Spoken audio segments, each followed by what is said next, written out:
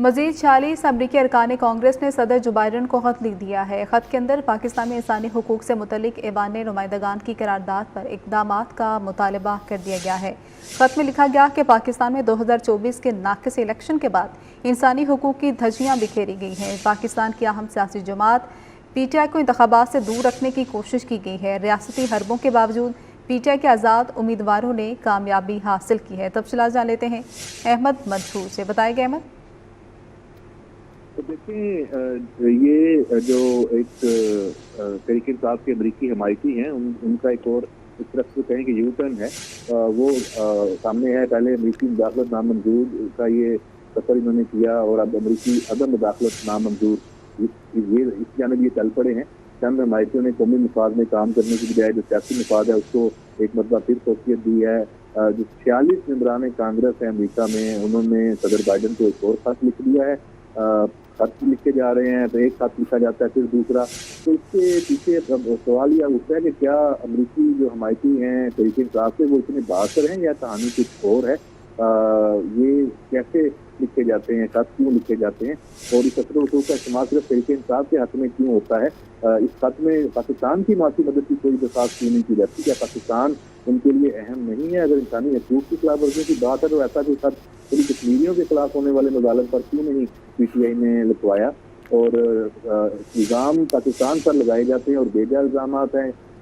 صدر بائیڈن سے لکھے خط میں پاکستان کے اندرونی معاملات میں مداخلت کی ایک دفعہ پھر باضابطہ درخواست کی ہے تحریک انصاف نے، اور جو یہ غلامی نامنظور والا دعویٰ تھا وہ اس کو زمین دوز کیا ہے۔ اب آزادی نامنظور ایک طرح سے انہوں نے کہا ہے، اور ساتھ ہی ساتھ جو امریکی سفیر ہیں، امریکی سفارتخانہ ہے اسلام آباد میں، اس پر بھی اس خط میں تنقید کی گئی ہے، اور وہ تنقید کی کوئی لاجک تو سامنے نہیں آ رہی۔ اس میں جو امریکی سفارتخانے ہیں اس کا رویہ بدلنے کی خواہش خط میں ظاہر کی گئی ہے کہ یہ کروایا جائے کہ امریکی سفارتخانے کا رویہ بدلا جائے، کیونکہ اس نے ابھی تک تحریک انصاف کے لیے کوئی بھی تدابیر جو ہے وہ نہیں کی۔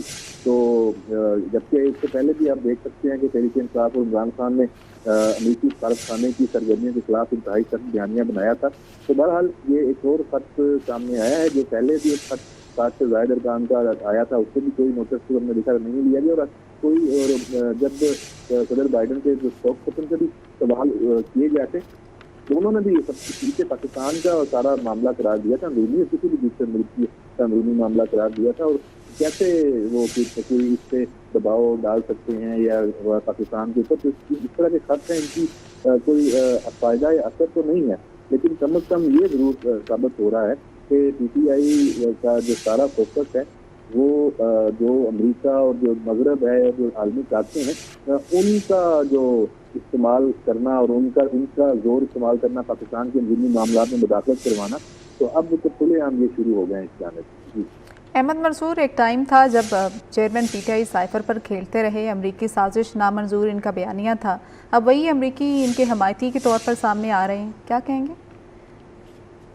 جی بالکل، اس میں یہی سوال تو اٹھ رہا ہے کہ یہ ایسا کیوں ہے؟ یہ خط جب لکھوایا جاتا ہے تو اگر آپ کو پاکستانی ہیں، پاکستان کے مسائل کی آپ کو فکر ہے، پاکستان کے عوام کے ایشوز کی آپ کو فکر ہے، تو آپ امریکہ سے ان معاملات پر بات کریں نا، خط لکھیں آپ امریکہ سے، وہ کہیں کہ بھائی پاکستان میں جو دہشت گردی ہے، جو افغانستان سے پاکستان کے اندر جو دہشت گردی ہو رہی ہے اور وہاں وہ اسلحہ استعمال ہو رہا ہے جو امریکہ وہاں چھوڑ کے گیا تھا، جو طالبان رجیم کے حوالے کیا، ان کے اوپر بات کرنی چاہیے۔ پاکستان کی جو معاشی مشکلات ہیں اس کے اوپر بات کرنی چاہیے، سوائے تحریک انصاف کے پاکستان کا کیا کوئی ایشو نہیں ہے۔ تو یہ خط جو ہے نا یہ لکھوائے جاتے ہیں، اور اس میں ہم پہلے بھی دیکھ چکے ہیں کہ لابنگ فرمز باقاعدہ ہائر کی جاتی ہیں، اور ان کا جو تانے بانے ہیں یہ کسی خاص ایجنڈے کی طرف ہوتے ہیں۔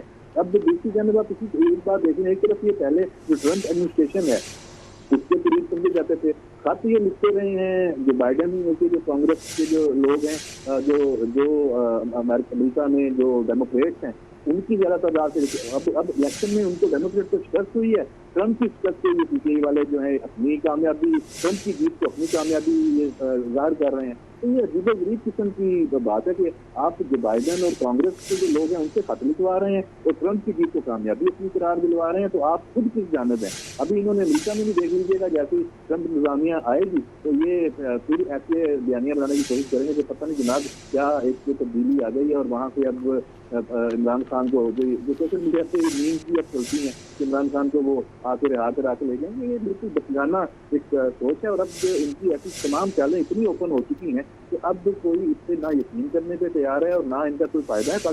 یہ تو جوڈیشل سسٹم ہے پاکستان کا، جو نظام انصاف. ٹھیک ہے، بہت شکریہ احمد منصور صاحب.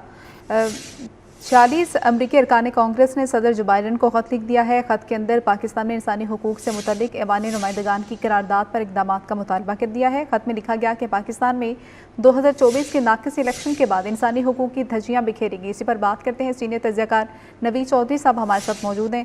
نوید چودھری صاحب، 40 ارکان ہیں جنہوں نے صدر جو بائیڈن کو خط لکھا ہے، اس پر کیا کہیں گے؟ الیکشن کی شفافیت پر سوال اٹھایا گیا ہے. بہت شکریہ.